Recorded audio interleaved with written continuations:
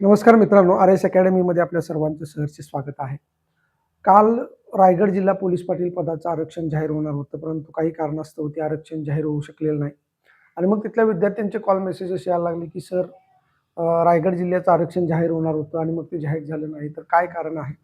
तर आजच्या या व्हिडिओमध्ये आपण ते कारण नेमकं काय आहे, ती भरती प्रक्रिया केव्हा सुरू होणार आहे, कशामुळे ती भरती प्रक्रिया रखडलेली आहे, या संपूर्ण प्रक्रियेचा आढावा आपण घेणार आहे. परंतु तत्पूर्वी जर तुम्ही आमच्या चॅनलवर नवीन असाल तर चॅनलला लाईक करा, सबस्क्राईब करा, जास्तीत जास्त विद्यार्थ्यांच्यापर्यंत हे चॅनल शेअर करा आणि व्हिडिओच्या कमेंट बॉक्समध्ये तुम्ही हा व्हिडिओ कोणत्या तालुक्यातून बघत आहे ते निश्चित सांगा. तर मित्रांनो, आपण काही दिवसापूर्वी बघितलं की लातूर जिल्ह्याची जी परिस्थिती झालेली होती, म्हणजे BLO ची परीक्षा पुढे ढकललेली होती, की जेणेकरून ती जाहिरात किंवा आरक्षण वगैरे या सगळ्या गोष्टी आहेत त्या. तर मतदार पुनर्निरीक्षणाचं जे काम आहे मतदार यादीचं, ते चालू आहे आणि ते चालू असल्यामुळं संपूर्ण म्हणजे महाराष्ट्रातले जेवढे काही जिल्हे आहेत, त्या जिल्ह्यामध्ये प्रत्येक जिल्हाधिकाऱ्यानं त्या कामाला अगोदर प्राधान्य दिलेलं आहे. आणि तशा पद्धतीनं सर्व एस-डी-एम ऑफिसच्या अधिकाऱ्यांनी या ठिकाणी जिल्हाधिकाऱ्यांना पत्र दिलेलं आहे.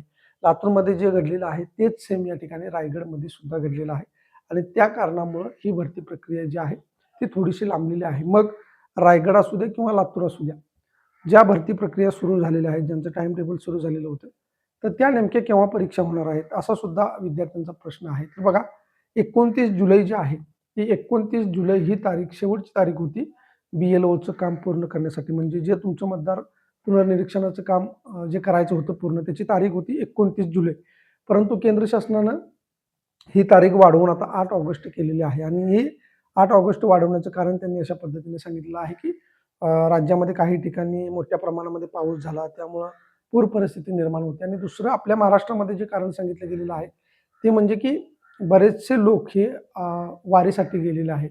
म्हणजे पंढरपूरची जी वारी आहे विठ्ठलाची, त्या वारीमध्ये सहभागी झालेले आहेत आणि बरेचसे लोक त्या वारीमध्ये सहभागी असल्यामुळं ते जोपर्यंत घरी रिटर्न येत नाहीत, तोपर्यंत त्यांच्या मतदार यादीचं काम जे आहे, ते आपल्याला पूर्ण करता येणार नाही. आणि म्हणून काही लोकांचं या ठिकाणी काम जे आहे मतदार यादीचं ते पूर्ण करायचं बाकी आहे आणि जेव्हा त्या सर्व लोकांचं काम पूर्ण होईल तेव्हा म्हणजे शेवटची तारीख किती असणार आहे? तर शेवटची तारीख जी आहे ती 8 ऑगस्ट असणार आहे. 8 ऑगस्टला या ठिकाणी BLOचं सर्व काम या ठिकाणी कंप्लीट होणार आहे.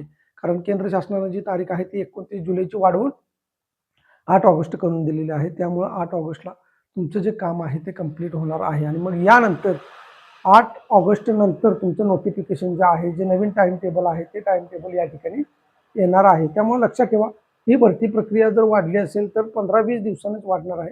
याच्यापेक्षा जास्त भरती प्रक्रिया वाढणार नाही, लक्षात ठेवा.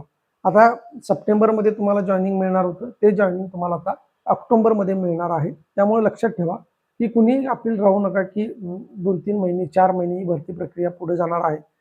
जाणार असेल तर मी तुम्हाला कालच सांगितलेलं आहे, की 2 महिन्यांचा म्हणजे तुम्हाला जाहिरात आल्यापासून ते फॉर्म भरेपर्यंतचा एक कालावधी आणि तिथून पुढे तुम्हाला महिन्याचा कालावधी या परीक्षेसाठी दिला जातो आणि मग मुलाखत आणि तुमचं नियुक्ती या संदर्भामध्ये 2 महिने जाणार आहेत. तर जी भरती प्रक्रिया लांबलेली आहे तुमची, ती 15 ते 20 दिवसच वाढणार आहे. याच्यावरती तुमची भरती प्रक्रिया अजिबात वाढणार नाही, हे लक्षात घ्यायचं आहे आणि त्याच अनुषंगाने तुम्हाला प्रयत्न करायचा आहे, तुमचा अभ्यास चालू ठेवायचा आहे. कुणीही गाफील राहू नका, की BLOचं काम हे जास्त दिवस चालणार आहे वगैरे. त्यांना एक डेट दिलेली आहे, तारीख दिलेली आहे. त्या तारखेच्या आतमध्ये त्यांना पूर्ण करायचं आहे आणि जवळ-जवळ हे काम पूर्ण होत आलेलं आहे. परंतु काही लोक हे घरी नसल्यामुळं, आता मगाशी मी सांगितलं की पंढरपूरची वारी आहे किंवा काही ठिकाणी पूर परिस्थिती निर्माण असल्यामुळे थोडंसं या ठिकाणी प्रॉब्लेम आलेला आहे. तर हे जे प्रॉब्लेम आहेत, हे प्रॉब्लेम 8 तारखेपर्यंत सॉल्व्ह होणार आहेत आणि 8 ऑगस्ट नंतर तुमचं जे नवीन टाइम टेबल आहे, आरक्षण, परीक्षा केव्हा होणार, काय होणार, तर हे सगळं जाहीर होणार आहे. त्यामुळे मी पुन्हा एकदा सांगतो तुम्हाला, की तुम्ही जर गाफील असाल, जर अभ्यासापासून दूर गेलेला असाल, तर तसं अजिबात करू नका. अभ्यास करा, अभ्यासामध्ये सातत्य ठेवा. जर तुम्हाला पोलीस पाटील संदर्भातली ऑथेंटिक इन्फॉर्मेशन हवी असेल, तर आमच्या चॅनलला फॉलो करून ठेवा. ज्यांना टेस्ट सिरीज घ्यायच्या आहे त्यांनी टेस्ट सिरीज घ्या. ज्यांना आपली बॅच लावायची आहे त्यांनी आपली बॅच घ्या. ज्यांना आपलं ई बुक घ्यायचं आहे त्यांनी आपलं ई बुक घ्या. परंतु या सर्वांची माहिती जर तुम्हाला हवी असेल तर माझा नंबर आहे 97 30 61 32 37. या नंबरवरती मला कॉल मेसेज करा. तुम्हाला त्या ठिकाणी माहिती दिली जाईल आणि खाली डिस्क्रिप्शन बॉक्समध्ये टेलिग्राम चॅनलची लिंक दिलेली आहे. तिथं जाऊन तुम्ही टेलिग्राम चॅनल जॉईन करा. तिथं तुम्हाला ऑथेंटिक माहिती मिळेल. पोलीस पाटील संदर्भाच्या अनुषंगानं काही प्रश्न त्या ठिकाणी तुम्हाला तिथं सुद्धा बघायला मिळतील, जे की तुम्हाला सोडवता येतील. आता नवीन आपण आजपासून प्रश्नावली सुद्धा सुरू करणार आहे की जी पूर्णपणे पोलीस पाटील भरतीच्या अनुषंगाने त्या ठिकाणी असेल. आणि बाकीचं जे मटेरियल आहे ते आपल्या यूट्यूब चॅनलवरती फ्री आहे.